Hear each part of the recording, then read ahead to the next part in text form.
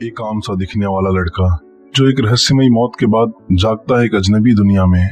वो दुनिया जहाँ जादू असली है और मौत की साजिशें हर कोने में बसी हैं। एपिसोड 1 में हमने देखा क्लेन मोरेटी, एक ट्रांस माइग्रेटर जो एम्परर रोजेल की एक पुरानी नोटबुक के जरिए किसी और की जान बचा बैठा और खुद मुसीबत में फंस गया। लेकिन इसी नोटबुक ने उसे पहुंचाया एक और बड़ी सच्चाई के सामने, बियॉन्डर्स, रहस्यमयी शक्तियां और वो काउंसिल, द फूल गैदरिंग, जहां किस्मत और सच झूठ के धुंध में खो जाते हैं। अब एपिसोड 2 में क्लेन के सामने एक ऑप्शन है, क्या वो इस रहस्यमयी दुनिया में कदम रखेगा या खुद को खो देगा उन शैतानों और जादूगर के बीच। पोषण, स्पिरिट विजन और पहली बार एक असली मिशन, ये है लॉर्ड ऑफ मिस्ट्रीज का एपिसोड 2 बियॉन्डर। नमस्कार दोस्तों, आज एक बार फिर मैं आप लोगों के सामने हूँ एक और नई वीडियो के साथ। तो अगर आपने अब तक इसका पहला पार्ट नहीं देखा तो उसका लिंक आपको नीचे डिस्क्रिप्शन में मिलेगा। साथ ही अगर आप डीमन स्लेयर का एपिसोड वाइज हिंदी एक्सप्लेनेशन देखना चाहते हैं तो एक बार हमारे चैनल को जरूर चेक करें। तो अब आपका और ज्यादा समय ना लेते हुए सीधे कहानी पर आता हूँ।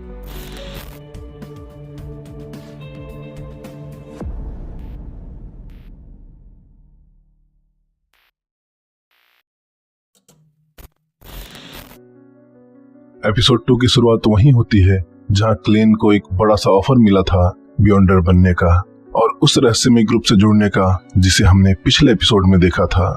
जैसे जैसे रात सुबह में बदलती है, जो सोच में पड़ जाता है क्या उसे ये मौका लेना चाहिए या नहीं। अगर क्लेन इस राह पर चलता है तो उसे ना सिर्फ रहस्यमय दुनिया के बारे में सीखने का मौका मिलेगा, बल्कि ये भी खतरा है कि लोग ये जान जाएं कि वो ट्रांस माइग्रेटर है, एक ऐसा इंसान जो दूसरी दुनिया से आया है। आखिरकार क्लेन रिस्क उठाता है और पहुंच जाता है हाउंड पब। वहां वो एक बारटेंडर के सामने स्मिथ का नाम लेता है, जिसके बाद वो उसे एक हिडन लिफ्ट के रास्ते ले जाता है ब्लैक थ्रॉन सिक्योरिटी ऑफिस तक, जो नाइट वॉकर्स का एक गुप्त ठिकाना है। यहाँ उसकी मुलाकात होती है नाइट वॉक के ग्रुप से। सबसे पहले रोजेल एडालगर, जो एक नाइट वॉक में क्लर्क है, वो उसे पूरी जगह दिखाती है। हम पहले ही स्मिथ और मिशेल को जानते हैं, लेकिन अब हम मिलते हैं रॉयल रॉयडीन से। फ्रे, जो एक साइंटिस्ट है और साथ ही एक क्रॉप्स कलेक्टर भी, और केनली, जो अभी सिर्फ पिछले 6 महीने से इस टीम में है, वो थोड़ा घबराया हुआ और शांत लड़का है। और फिर आते हैं ओल्ड नील, एक अनुभवी एल्केमिस्ट, जिसके बारे में हम आगे एपिसोड में बात करेंगे। सभी से मिलने के बाद क्लेन को लाया जाता है स्मिथ के पास, जहाँ वो कागजों पर साइन करता है और नाइट वॉकर्स का हिस्सा बन जाता है। स्मिथ उसे बताता है कि team church of the 11th goddess के अंडर काम करती है और इनका काम है सुपरनेचुरल घटनाओं से निपटना।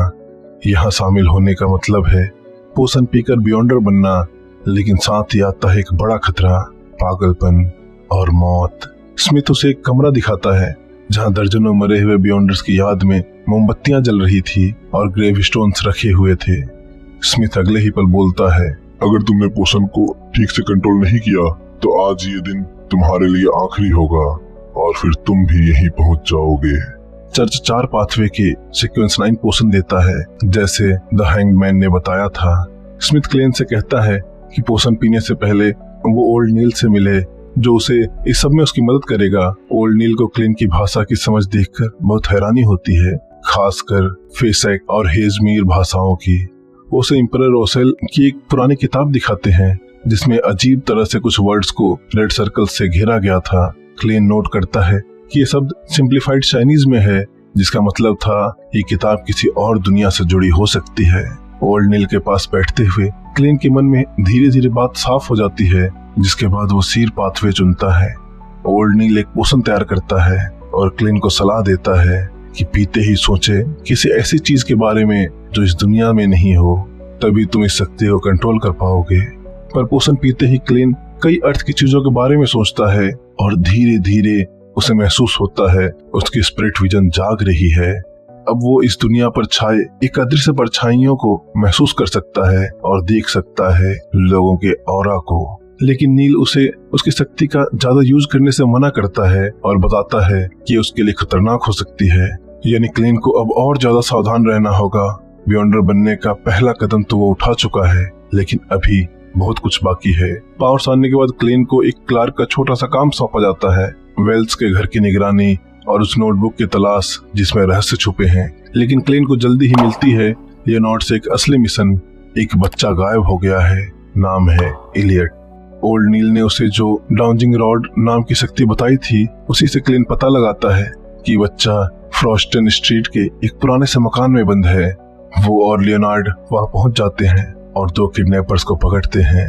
लेकिन तभी वो दोनों आदमी मिलकर बन जाते हैं एक भयानक शैतान जिसके लंबे और तेज दांत है। शैतान क्लेन की ओर दौड़ता है और लियोनार्ड अपने मिडनाइट पोएट के पावर से उसे नींद में डाल देता है। मिशन सफल हो जाता है और दोनों उस बच्चे को सही सलामत बचा लेते हैं। लेकिन क्लेन को उस घर में कुछ अजीब महसूस होता है। जो सोचता है क्लेन पहले भी यहाँ आ चुका है, पर कब और क्यों? शायद यही घर उस नोटबुक और उसकी भूली यादों की चाबी बन सकता है, जिसके साथ ही लॉर्ड ऑफ मिस्ट्रीज का ये दूसरा एपिसोड भी यही खत्म होता है।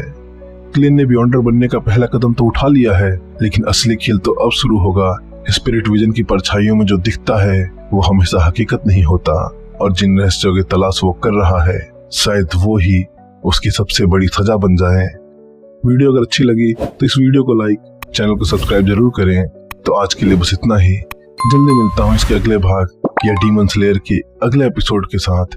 तब तक के लिए धन्यवाद।